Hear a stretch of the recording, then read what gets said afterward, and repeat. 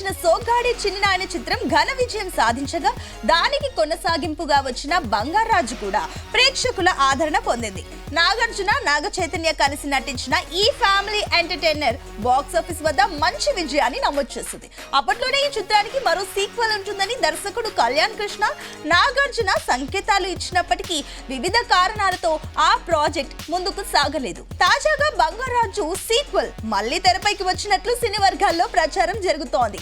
ఈసారి కథను మరింత పెద్ద స్థాయిలో ప్లాన్ చేస్తున్నారని, నాగార్జున, నాగ చైతన్యతో పాటుగా అఖిల్, అక్కినేని కూడా కీలక పాత్రలో కనిపించే అవకాశం ఉందని వార్తలు వినిపిస్తున్నాయి. అయితే దీనిపై చిత్ర బృందం నుంచి ఇప్పటి వరకు ఎలాంటి అధికారిక ప్రకటన వెలువడలేదు. ఇటీవల విడుదలైన లెనిన్ సినిమాతో అఖిల్ కు మంచి స్పందన లభించిన నేపథ్యంలో ఆయన తదుపరి ప్రాజెక్ట్ పై అభిమానుల్లో ఆసక్తి పెరిగింది. ఈ నేపథ్యంలో అఖిల్ కు మరో బలమైన సినిమా ఇవ్వాలనే ఆలోచనతో నాగార్జున ఈ సీక్వెల్ పై దృష్టి పెట్టినట్లు ఫిలిం నగర్ లో చర్చ జరుగుతోంది. ఈ సీక్వెల్ కు కూడా దర్శకుడు కళ్యాణ్ కృష్ణ దర్శకత్వం వహించే అవకాశం ఉందని సమాచారం.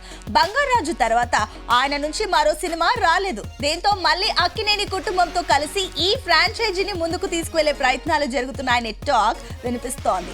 ముగ్గురు అక్కినేని హీరోలు ఒకే సినిమాలో కనిపిస్తే అభిమానులకు అది ప్రత్యేక ఆకర్షణగా మారే అవకాశం ఉంది.